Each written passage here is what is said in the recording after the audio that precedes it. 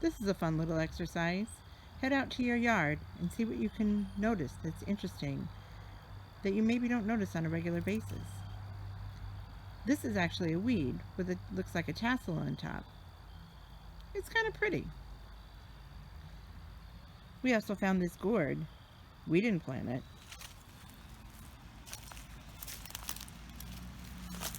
Here's some gorgeous black-eyed Susans, a beautiful flower that you find in the fall.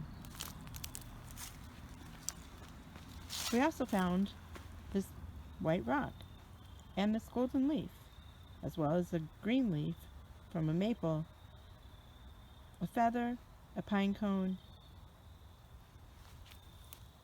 an acorn,